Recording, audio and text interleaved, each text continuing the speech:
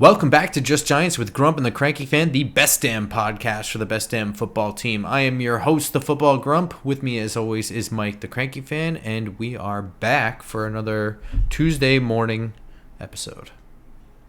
Grump, I was at the game yesterday, and now I am in Seattle, Washington for a work trip. So I had to get as far away from South Florida as I could possibly can be after that experience. It was rough. It was hot as hell. The sun was in our face the entire time, and let's just dive into it. And also, I'm going to preface this by saying I've had a couple of drinks. And for those of you who know, I can't drink that much anymore. I've had 2 drinks. I'm really ready to let it fly tonight. So let's go. And just to clarify, it's not can't drink, it's not allowed to drink. I'm not allowed because of my heart condition. I'm not allowed to drink anymore. I'm allowed to have 2 drinks a day. And I just had 2 old fashions really close together, entertaining clients. So shout out to those who are with me tonight. Thank you for being new subscribers. Go Giants. But let's get into it. I'm going to join you there. So really quickly, before we jump into this Dolphins 31, Giants 16 game, I am going to crack open a Fort Nonsense beer without spilling it this time during this Just Giants game review of the Giants and Dolphins. I'll be drinking this. Jeez, it really is. It's filled. You can't even see it, but it's filled above the line. It's crazy how filled this is. It's no wonder I spilled it last time. Sounds like a deal. Sounds Yeah, like a it is a good deal, and that's why you should go there, and because it's really good. The same reason you should tell friends to listen to this podcast. So let's get into it. Why don't you jump in? You were there, so you have a little bit. We both have different perspectives, but you're going to have a more intense one, I think. Yeah, when you go down there to Miami or, Florida or everything, there's a lot of New York fans. There's a lot of New Yorkers who transplanted. There's a lot of people who come down for the weekend like I did. It was hot as hell, very humid, very little. It's weird. They redid the stadium there. So like there's covering. It's kind of like a European soccer stadium where the seats are covered. But when the sun kind of creeps below it, the sun goes right in your face. And if you can see, my face is red. So it was kind of miserable conditions. And the conditions were not as miserable as the fate of this New York football giant team right now. Grump and I never really we prep for the show, but we never really give our opinions or takes before the show. We wanted to be kind of fresh. But the one thing we did text back and forth last night was the question of were we embarrassed or not? And, obviously it's more embarrassing the state of this team right now, whether it's their fault or things beyond their control. But we are in an embarrassing state at this moment. And, you know, the most embarrassing thing from this standpoint was Miami had the chance to really make this ugly. Miami had the opportunity at the end of the first half to punch in another touchdown and didn't. Miami took their foot off the gas in the fourth quarter and they didn't. They still had 500 yards of offense after 3 quarters. Even though the score, we were only down by, I think it was 7 before they kicked that field goal at the end of the first half. They just said, we'll just play it cool, kick a field goal. Why? Because this offense has no hope of scoring. And I understand it. I know who's hurt. I'm not a newbie. I'm not a sports radio call-in person. But the fact that we are in this situation right now is very embarrassing. And, you know, I don't know what we do the rest of the season. I mean, this season, for all intents and purposes, if you're thinking about playoffs or you're thinking about anything building on last year, is kind of over. And there's a huge question marks right now about, the health of Daniel Jones and all these other things that it's become a lost season. And I'm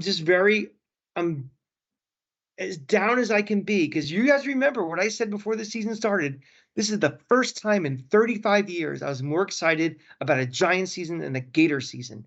And right now, I'm not excited about the weekends. I'm looking more forward to working from Monday through Friday than doing my fucking football weekends. So that's a bit of a ramble, but I am just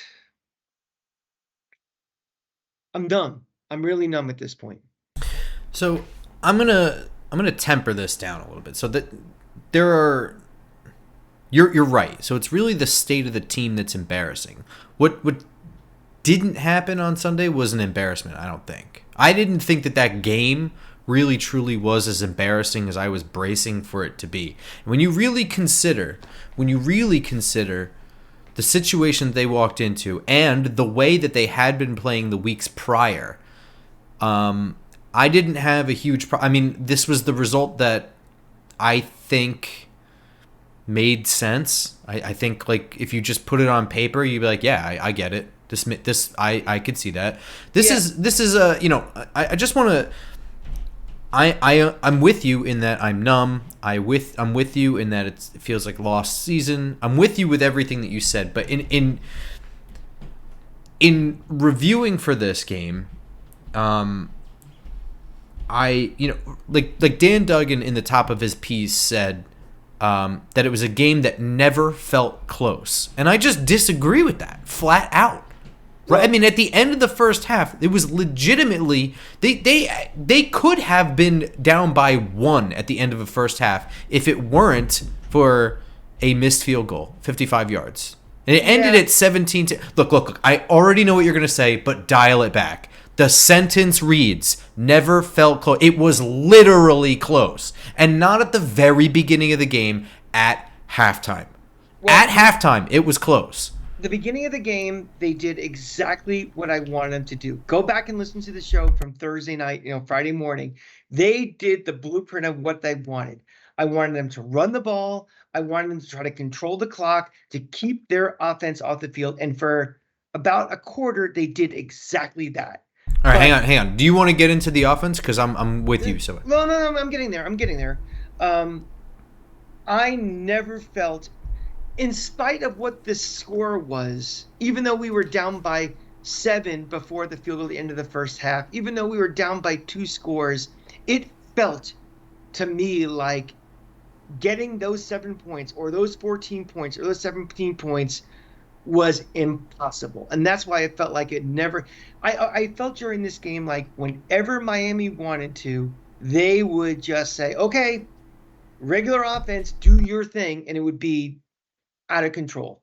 The one thing I will give this team credit for from other teams, other Giant teams, other teams I follow, was this team has not quit.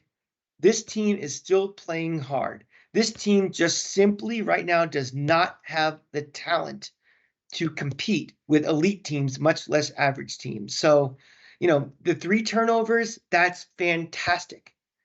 They are trying their best. We have guys that are either rookies or backups or guys who shouldn't be in this league playing on this team, and they are trying their best. And that, to me, makes me want to go watch next week, much less go to Buffalo next week. But it never, ever, ever felt to me, even though we were down by 7 or 14 or 2 scores, we were going to catch up to this game. Never.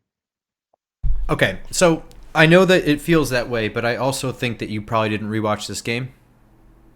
I do not want to watch that game. No. Okay, so I think you're living in fantasy land a little bit. So let's get to this game in how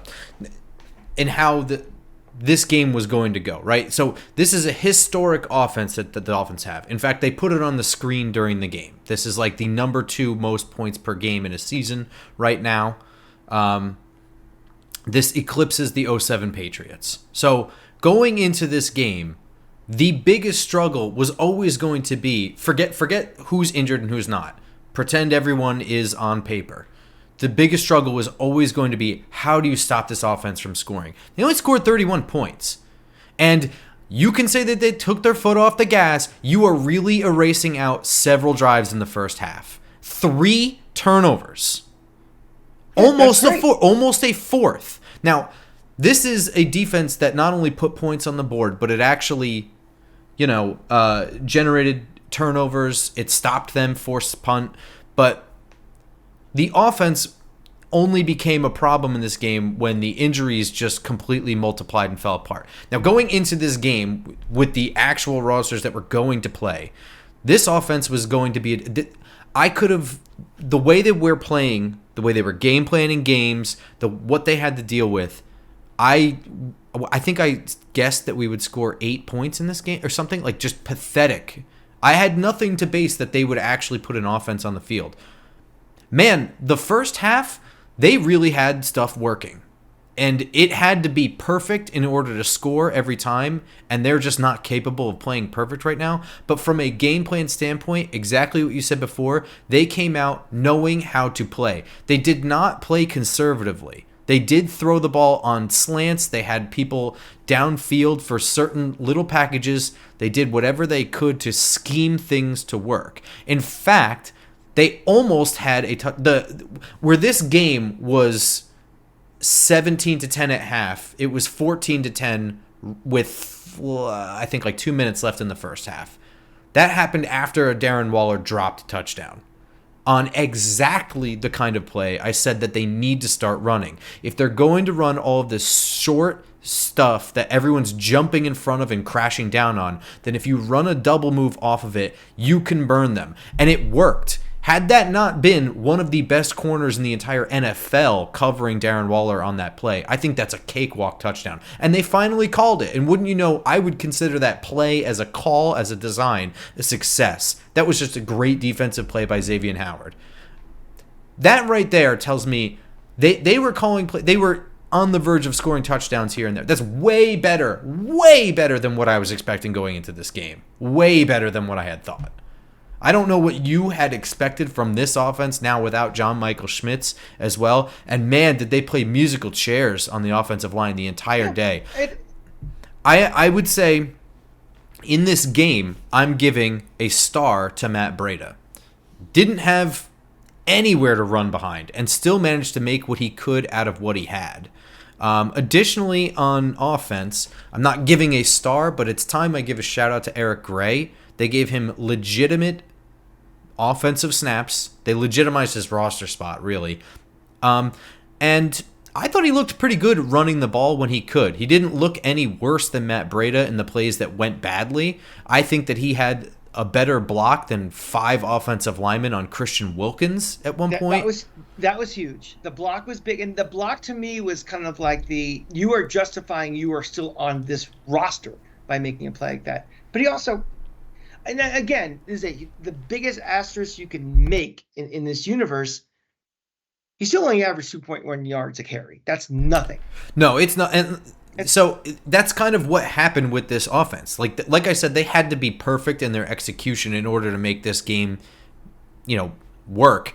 And they were very much 3 positive plays, 1 super negative play. And that statistically it erased everything that they did. If watching back on this, Darren Waller at one point, I thought that they did a pretty good job on offense of running the ball and controlling the clock as best they could. I mean, they didn't have an offensive line that was going to let them literally control the clock. That was never going to happen.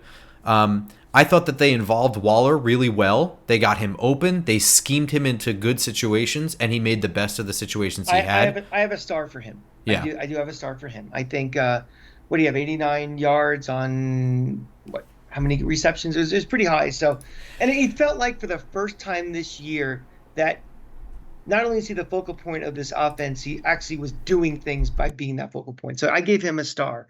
But again, I know, please, nobody compare our offense to Buffalo. Buffalo scored 41 points against that defense. We didn't score an offensive touchdown. There is somewhere in between 41 and nothing. I mean, I can't give any accolades or anything to this offense. What do you mean? It's not 41 or nothing. They did have all the field goals off of it, and they literally dropped a touchdown. And they were all super, super long. How long were those field goal attempts? They were long. One was 30. One was 37. There were no chip shots. There was a 50-something yard. There was a 49. He missed a 55. But like I said, all of those times, almost every one of those drives ended with a 7-yard sack. So yeah, they were but what I'm saying is had they just kneeled on third down, they wouldn't have been super long field goals. So that kind of, and again, like if you're going to say like, well, they did have a huge tackle for loss or sack, it's like, yeah, well, the offensive line problem, yes, I could have told you that would have happened. Oh, yeah, this still was better than I thought by a lot. None of this criticism or aggravation from me is a result of coaching or the guys that are there. I mean, the guys that are there are doing the best they can. This is one of the worst patchwork offensive lines I've ever seen with this team or any other team. But, I can't get super excited for something that, quite honestly, just really wasn't much of anything. I'm not excited about anything, but in game, I was a lot more excited than I was prepped to be excited. That whole first half was close. Yeah, it was close. But again, we are thankful that finally this defense is causing turnovers. But that 102-yard touchdown, interception touchdown, is a 14-point swing. I mean, it's sort of how it works, though, isn't it? I mean, like, that's when you're playing an offense like that, it kind of is boom or bust. I mean, when you think about it, they ended the first half with only 17 points. I understand. That's literally 2 touchdowns and 1 field goal from a historic offense. I mean, yes, it's a 14-point swing, but they also had 2 other turnovers and almost 1 other. They forced a fumble on Mostert. It just went out of bounds. They were just bad in the red zone. They were bad. They made mistakes in the end zone, but they were gashing us. The running game was gashing us from 20 to 20. I mean, kudos to the defense for playing well in the red zone, but they had 500 yards of offense in 3 quarters. That's and again, the only stat that's going to matter is going to be the score. And remember, it was a 2-score game, so and that's why I'm not embarrassed. This isn't a game where if somebody who didn't watch the game or is just watching SportsCenter at night is going to be like, oh my God, the Giants were embarrassed. Oh my, they give up 70 points like Denver did. It's not on the transcendent embarrassment level, but for a defense now that we are in our 16th, 17th game at Wink Martindale, we gave up 500 yards of offense in 3 quarters. Yeah, but I mean, look, all I'm gonna say is if in the first half at any point Mike McDaniel made a decision because he felt like we couldn't score, I would say that would be bad coaching on his part. Because up until that point, that was truly remember, like, Darren Waller dropped a touchdown. This could have been a 1-point game at the half. Very easily. I felt like they had, I don't know how much time was left, 50 seconds or 40 seconds at the end of the half. They deliberately were not trying to score because in my mind, I don't think it was bad coaching. It was like, I know their offense is not doing anything. Why would they deliberately not want to score? I think they had a couple of turnovers already. I think they just were like, this offense is not scoring. Let's just kick the field goal and go into half. We're getting the ball back to start the second half. But if this was a different team, a team with a competent offense, I think they still have the pedal to the metal. I think they try to score on that. I really think they thought we will not be able to do anything on offense anymore and just take the save 3 points and let's go back and start over again. Boy, that's fucking wild decision making, being up only 4 points. It's ballsy. And I mean, that's not even ball. I don't even think that's. I don't see the upside in doing that. You start the second half with the ball. The upside is we'll just take the points. This is what I think he was thinking. Because why would they just sit on and kick a field goal? There's no other logical reason for doing that other than let's just take the sure points. We've seen a half of But I don't know what you mean. Like, what do you mean what I mean? He got sacked.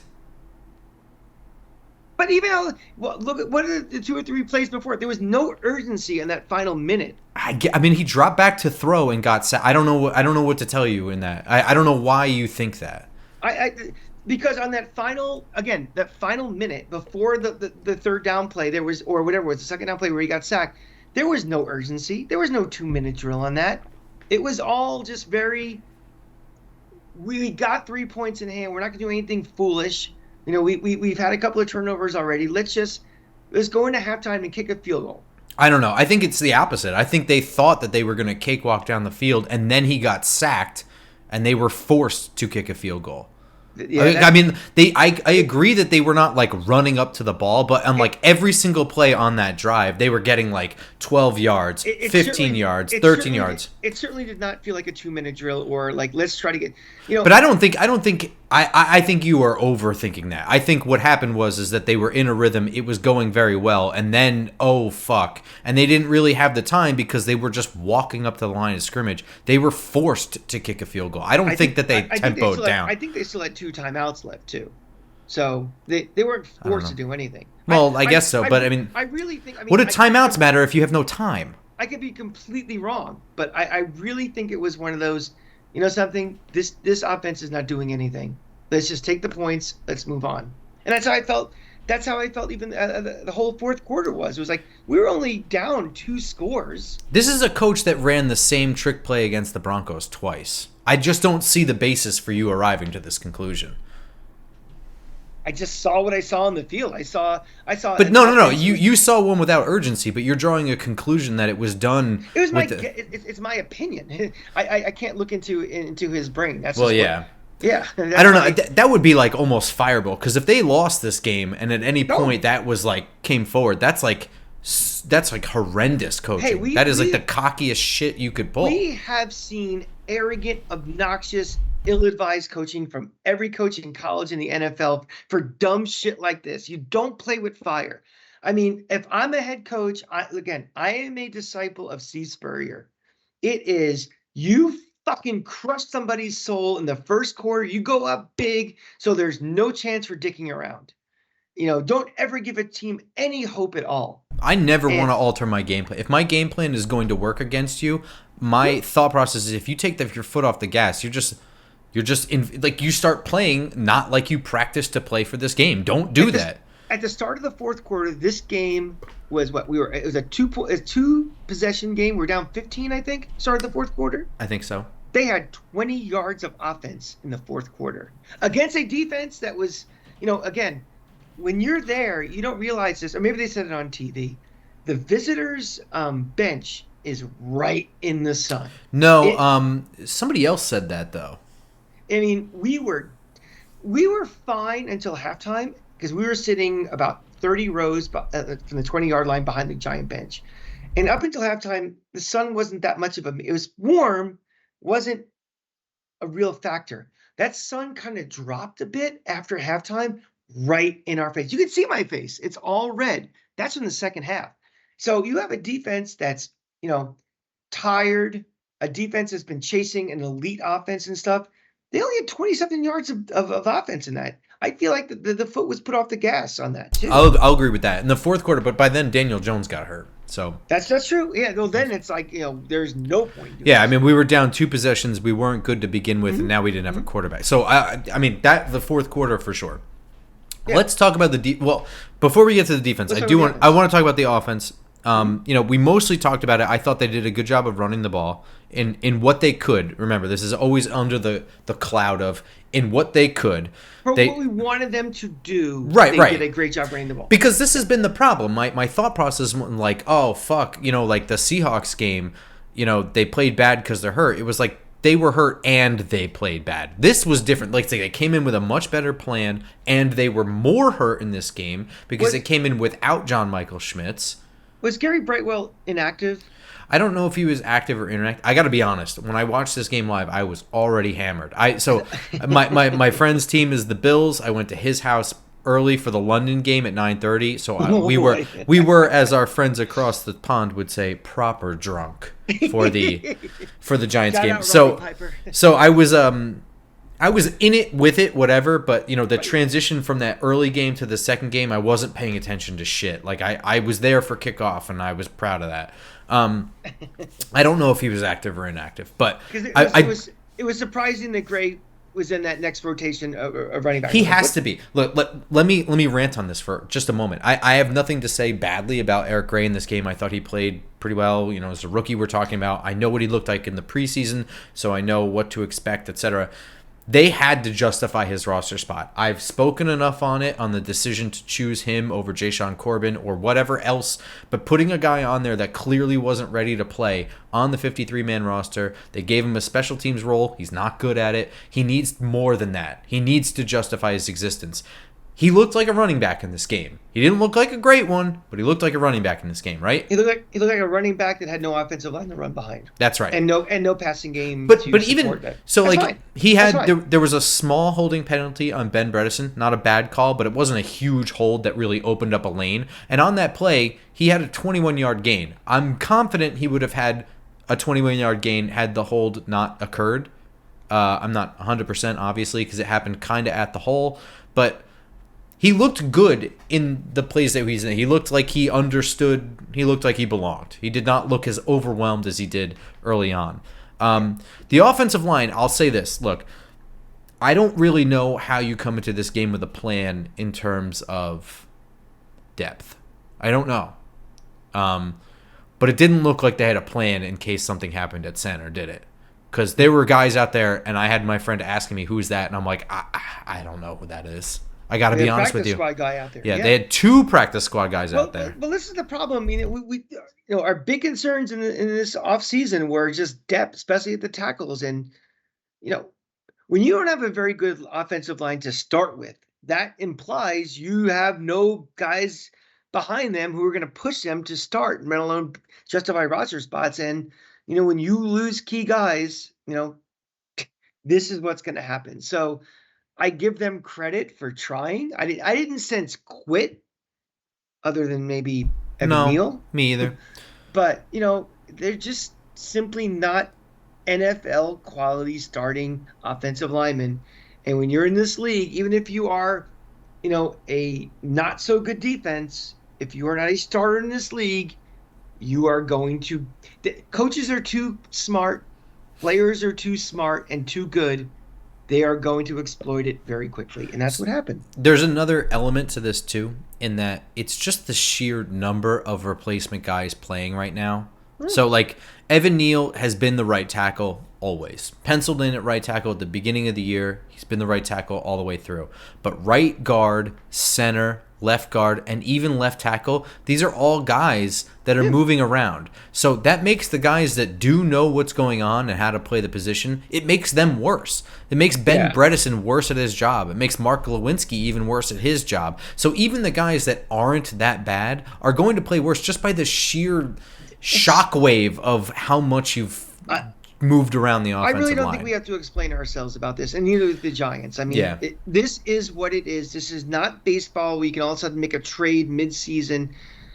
Unfortunately, you can't in the offseason fill every hole at once. They've made a decision to make their skill position players better at the risk of not strengthening the depth on this offensive line. For whatever reason, doesn't matter. But this is where we are. And the worst case scenario happened. Andrew Thomas got hurt. And then, I said this in the beginning of the season. I think we're building on a 3-point thing for the future for this offensive line. Left tackle, center, right tackle. Left tackle's out, center's out, right tackle he's a sieve. He just didn't take the step. No. And, hindsight's 2020, but something, go back to that draft. Everybody in their half a brain takes him then. It's just not everybody hits. And unfortunately, he hasn't hit. Unfortunate that, everybody else is injured. He becomes a scapegoat a bit. People don't want to accept. They feel like injuries are an excuse or something. Well, that injuries are a fact, but there's also a fact that he is a problem there. And it's something that's got to be addressed, in this offseason, definitely what they're going to do with him, because, at some point, guys will get healthy on this line, will get better, guards will get better, but what are we going to do about this guy? I don't know. So, 2 things I want to bring up on the offensive line, then I want to switch to defense. But I want to know your thoughts. So, first of all, I don't need your thoughts on this one, but if you're going to screw up royally in the press, you can't just write a text apology and you can't just address the media the next day. You gotta be pretty fucking good the next week. And this wasn't like a defense where it's like we came into this game like, what are we going to do about this defense? You know what I mean? Like, yeah, they have some good pass rushers. Like Jalen Phillips is pretty fast, whatever. Like, he came out here and looked just as bad as they always did. And he's like the one starter out there. So that's my thought on Evan Neal. Yeah, in particular for the offensive line. You have to be good on every single play. You can't be great on 39 Well, it's just plays. like you don't have to win every rep, but you can't have a rep where you just don't block a guy. Right, because that 40th, you may win 39 snaps in a row, but if that 40th snap becomes a meme, which was what happened yesterday, yeah, it doesn't matter about those 39 snaps. You have to be perfect, or you have to at least look like you give a shit on every single snap. And maybe that was the only snap where he didn't look like he gave a shit, but guess what? That one snap, he looked like he didn't give a shit, and it's all over social media because people are looking. They can't wait. They got bloodthirsty to destroy this guy, and they gave them, a filet mignon to eat on. I want to ask your opinion on the other side of the line. Last week, Monday night game, which, by the way, you agree, the Monday night game looked worse than this game, right? You were at both games. So considering the opponent and considering the end score and considering the performance and considering who was injured going into each game, would you say that they looked better this week than last week? I just felt like the level of competition was so much greater this week, it really didn't matter what we were going to do. Based on the level of competition between the two teams, the fact we were at home, the fact we had 11 days off, we looked like much more shit against Seattle than we did Miami. Miami is just, there's nothing you're going to do. It's like Alabama facing a low-level SEC team. There's really nothing you're going to do. Superior athletes, a superior scheme, nothing you're going to do about that. You're going to take your lumps. Last Monday night game was just Monday night game actually felt like they quit. To me, it felt like they quit. It felt like they quit in that game. This game, first of all, the defense certainly looked better against a much better offense, and second of all, the offense actually looked like they had a game plan this week. I think they didn't look good, the defense, but I don't think it was their fault. I think you're just playing it against an elite offense. Yes, I think considering the offense, they looked better, but I mean, the highlight tape is going to look worse against the Dolphins, but it looks bad against everybody. Even a good defense like Buffalo's, they still had plays like this against them. And not for nothing, they only scored 11 more points than they scored against Buffalo. One last thing before you jump to wait, hang on. I didn't even ask the question yet. I want to know your opinion. Last week against Seattle, Josh Zudu in the locker room reportedly just kind of sat there fully dressed and stared at the wall. Who is now, by the way, he's playing left tackle. He wasn't drafted to be a tackle, barely played tackle, but he did play it in college. This week, he broke down in tears and apologized over and over again because he felt that it was the sack that he gave up that Daniel Jones got hurt on. I'll note that after rewatching the game, it was clearly his worst rep. It almost looked like he tripped. Like something clearly happened with his left leg where he didn't kick out wide. He never even got a hand on the guy. It was by far and away his worst rep that day, but I didn't think that he was particularly bad. Do you have any thoughts on Josh Azudu putting so much pressure on himself, even though he's playing out of position in the highest possible league, with the hardest offensive line job probably, right? Do you have any, I don't know, I'm just curious what you think of that. I want 53 Josh Azudus on my roster. I want people who give a shit so badly that they physically break down and start crying if they don't succeed. The last thing I want is a bunch of entitled babies who are deflecting blame and saying, it was bad coaching or the officials did this or the media is railing on us. Or what does that guy do? He flips hot dogs and hamburgers for a living? Listen, I would like to take Josh Azudu out to dinner tonight and say, I am with you, brother. That is what's missing in today's professional sports. And it is bleeding over to today's college sports. All of these guys now are becoming personal brands and thinking about themselves. The concept of team, the concept of winning is slowly going away. And I see a guy who is putting it on himself to the point he is so upset it's making him physically sick, making him cry. I salute a guy like that. I would put a C on that guy's uniform because he gives a shit. Thank you, Josh Azudu. Yeah, my only thought was that I was going to lead with this, but we didn't talk about it at all. Wasn't sure if you knew about it. Wanted your thoughts first, but I was going to say stark contrast from Evan Neal.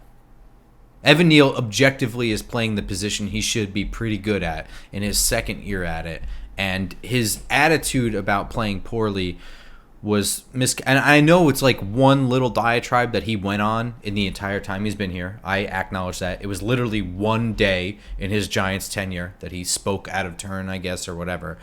But Josh Azudu has every right to be like, look, man, what do you want from me? I didn't play tackle really in college, and now I'm in the NFL protecting the blind side, and I screwed up. I'm sorry. But he didn't. He just sat there and he took it on himself. He thought it's his fault. I don't know. Listen, every football player who's in the NFL, probably up to a certain point, has had life given to him on a silver platter. Even if you suck in the NFL, you were great in college. You were beyond elite in high school. You were a man among boys when you played Pee Wee. Everybody at some point has that first time where they're going to, experience, conflict and experience, the game just given to them. It's how do you react to it? What is inside of you? And yeah, maybe Evan Neal, that was a one-time thing that he said, but that's when your character really gets revealed. And again, I don't mean to dump even last week, I was not dumping all the time on Evan Neal. He is a second-year guy. The first time in his life he's had real adversity. How does he, how does he grow from this? I mean, we're not cutting him tomorrow. I mean, as much as everybody hates his guts, he is a first-round pick we've invested in, and quite frankly, to his luck, there's nobody behind him right now who's threatening his job. So, he's going to have an opportunity to mature, to get better, and that's the way it is. But we need more Josh Azudus who give a shit and take every snap, every down, every series, every quarter, every half, every game, every season. Like, this is the most important thing I do. And, star to Josh Azudu. Flipping over to the defense. I have a fart. Got it. And this might sound like a rerun, but I am giving a fart to Tyrod Taylor. Oh, okay. Deserved. Because you've all heard me multiple times voice my displeasure with Tyrod Taylor. I feel like Tyrod Taylor is using his roster spot on this team to audition to get one more shot of being a starting quarterback in this league. And when Daniel Jones went down, I know we were down 15 at that point, maybe. For an offense that can't move anyway with Daniel Jones, for all intents and purposes, this game is basically over. The last thing Tyrod Taylor should be doing is trying to extend plays, taking contact, doing anything, because if he gets hurt, and he gave us all a monster scare, if he goes down, we have a no quarterback on this roster, and we have Tommy DeVito in the practice squad. And if anybody wants him in an NFL game, just because his name is fucking Tommy DeVito and he's in New Jersey, it would be a nightmare situation. Tyrod Taylor, your job on this team is to be the backup quarterback. The backup quarterback means in an emergency, you have to play. If it's for one series, run the offense. If we don't know what's wrong with Daniel Jones and he could be out for 2 weeks, 4 weeks, 8 weeks this season, don't act like fucking Superman. And I apologize to Ron and everybody who think I curse too much or we curse too much. I'm sorry. Your job is to just game manage, get us through this game, and let's assess what the story is with the season. Because this season, you think the season's over now? If Tyrod Taylor got hurt trying to extend to get a first down in a game, this game is over. This team goes 1-15 the rest of the way. And we don't, and that means we're probably drafting a quarterback where all you motherfuckers are going to get off this roster next year. So You get a fart because you're doing exactly what I don't like him to be doing on this, as long as he's been on this team. You're a backup quarterback, run the offense, get us through to the next game. Well said. I'm with you. Sorry, 100%. Ron. Flipping over to the defense, I thought, I'm not going to elaborate too much. We've kind of mixed the defense and offensive talk together, but Yeah. altogether, I thought the defense played pretty well. This was always going to be a game where if they had, there was no way it was going to be less than 450 yards of offense, right? There's just no way. Even if we were, but you have an offense that can't control the clock, which means Miami's going to get the ball more, and they're a great offense with not just fast players, but really talented fast players and a really brilliant head coach that knows how to put these guys in not just the best position to succeed, but unorthodox and strange positions that it's not exactly a trend that we see elsewhere in the NFL. They're surprise play. They're not really trick plays, but they are schematically creative in ways that you don't see a lot of and you're not prepared for. So this was always going to be a game where they were going to blow up the stat box. That being said, they passed test number 1. They're not the worst defense in the league because they didn't let up 70 points. Check 1. That's number 1. Number 2, they generated turnovers for the first time this year against a great offense. Not just 1, not just 2, 3, nearly 4, nearly 5. They almost had another pick at another point. And like I said before, they did cause a fumble on Raheem Mostert. It's just that it went out of bounds. This defense came alive. They're unfortunately playing a team where one missed assignment equals 70 yards, but that just is what they were playing this week, and they had to minimize that as much as possible. I will admit that they did not minimize that as much as possible. In particular, I'm going to point out 2 players who were burned more than once, because I think if you're grading on a curve in which, well, it's the Dolphins, then everyone gets 1, then Dane Belton and Isaiah Simmons had more than 1. So far this year, Isaiah Simmons to me looks not like he's super out of position or that he doesn't have the athleticism that we hoped or anything like that. It's just that he looks very blockable. He can't get off blocks. He's too thin. He's too weak. I don't know what it is. He doesn't have that forward thinking mentality, but his big thing is he's right there in the hole, and it's almost like one arm on one of his shoulders blows him out of a play. He's right in position and he just can't get free to make a play. Dane Belton has at least the excuse in being that he's a very young player. It's kind of crazy how much playing time he had last year. I think that spoke more to the roster than it did to his abilities. But Dane Belton was taking bad angles. He lost contain a couple of times, and he missed 2 really huge tackles where they were in the hole and were either a no gain or a tackle for loss and ended up being big gains. So those were my 2 farts. I am going to give a star to Jason Pinnock. I don't know how you can't. So defense in general played pretty well. He scored the points. It was at the biggest moment, and he kept us in the game. That was on the verge of being a runaway game, and in my opinion, that 14-point swing kept this team together. The offense was kind of struggling, but they were putting some pressure on. There was at no point a 3-and-out in the first half. They were getting first downs, which right away, not having a 3-and-out in the first half is already better than anything they put in the first half against Seattle. Way better. Can I counterpoint? You are ready to go. Oh, I'm ready to go. First thing, you expecting 450 yards of offense. Well, we gave up 500 yards of offense in 3 quarters. So it was worse than what we were kind of hoping for. No, I said it would never be less than that. Yeah, but that was worse. That was honestly. Let me ask you something.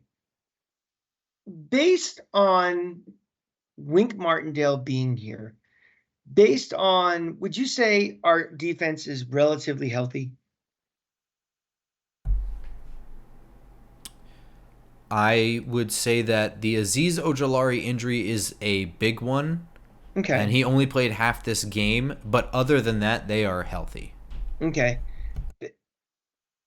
Would you say that by, the 17, 18, 22nd game into the Wink Martindale defense, that this defense should be better than, well, they're not the worst defense in the league? Should we be expecting more out of this defense?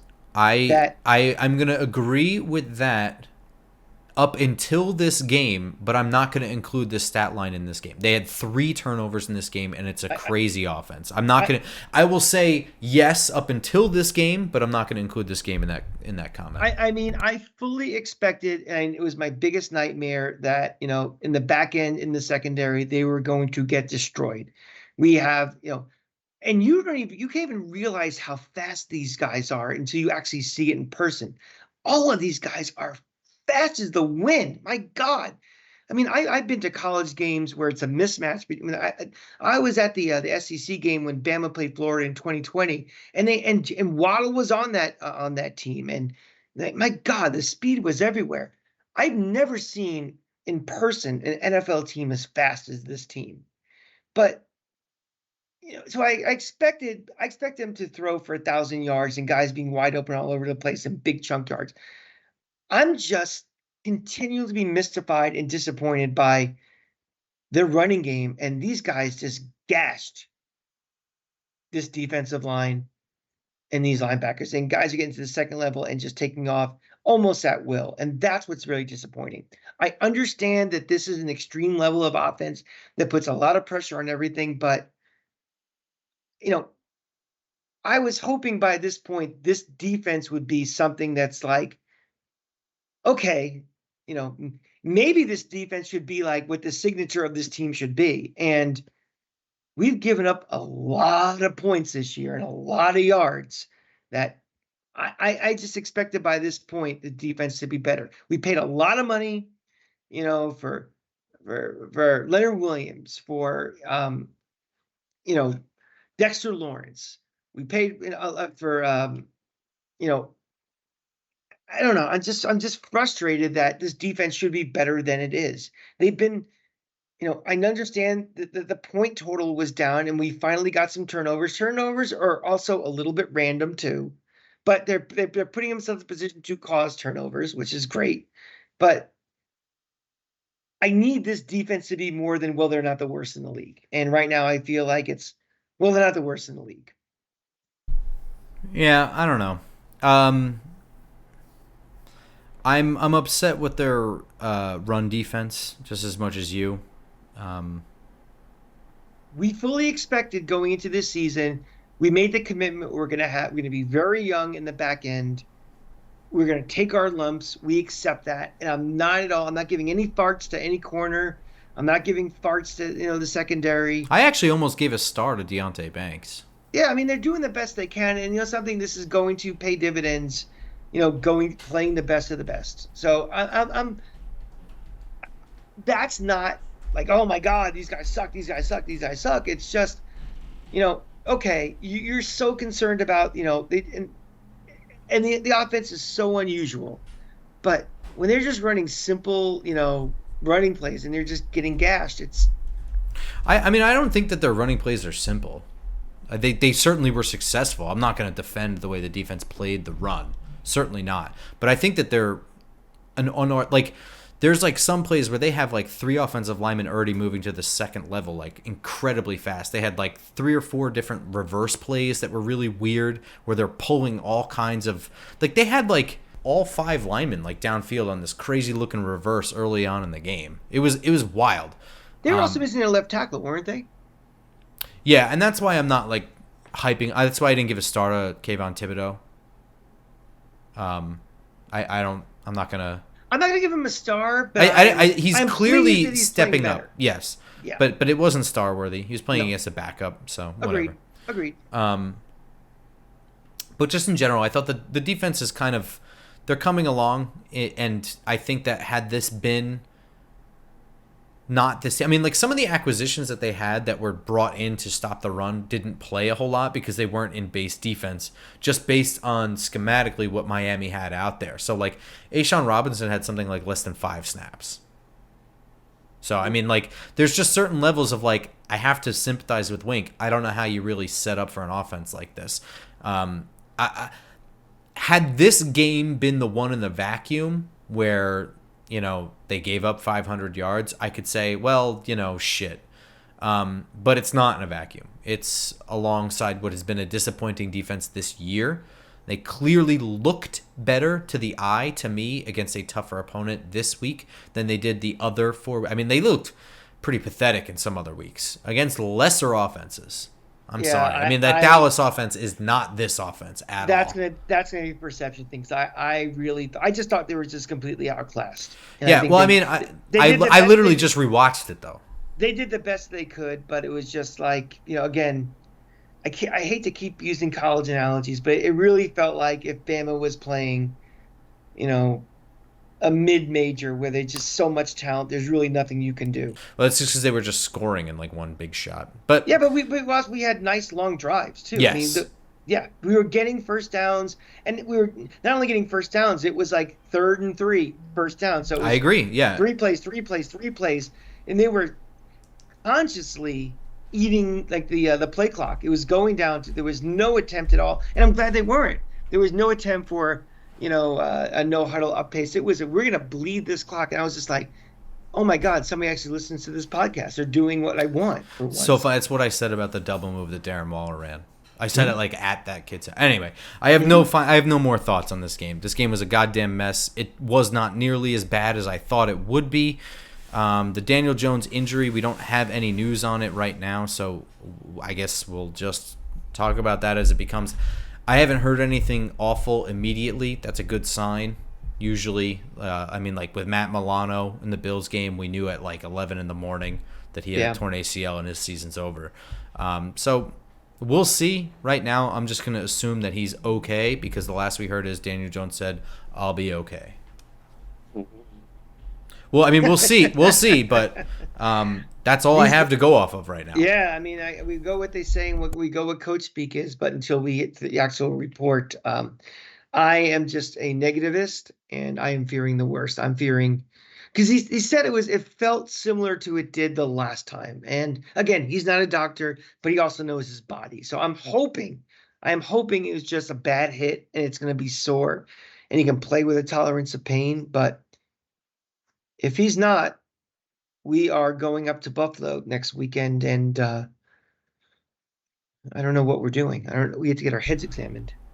Yeah, so I don't know if there's going to be an episode or not. We're going to try. I don't really have the capability remotely to do this. It might be, we might have a show, but it might just not have our normal layout format and stuff. Yeah, it might just look a little different. It might sound a little different, but we're going to do our best to make it happen, but we'll be on the road. So well, if you don't hear from us between now and game time and you are planning to go to Buffalo, reach out to us on social media because we need all the support we can get out there. I mean, I took my knocks this week in Miami. I must have a screw loose in my head for going up to Buffalo again. But we have a tailgate to go to. I have a friend of mine from Buffalo, the nicest guy in the universe, and he invited us to go. So let us know if you're going up there, and we'll try to meet up. So. Yeah, please, because I was hoping that there would be more, but it's, as far as I know, just us. So I'm not sure if there will be a Friday morning preview episode against the Bills. I'm going to try my best. So make sure you subscribe to the show on YouTube and iTunes, SoundCloud, whatever, so that it's just in your inbox Friday morning. You don't have to think twice about it or look it up or anything like that. It'll just be ready. Yeah. And if you just have Twitter, you can follow at JustGiantsPod to see if an episode's posted as well. And tell a friend, tell other Giant fans that you know also. I think we've had a nice little bump in subscriptions lately and comments on YouTube and on Twitter and everything. So, tell a friend if you're a Giant fan. Let's build our community up. We love talking to all of you guys. We love meeting everybody at the tailgates at the Meadowlands and even on road trips and stuff. So, we do this for you guys. We don't get paid. We're Giant fans, and that's all we are. So we'd like to meet all of you as much as we can. So.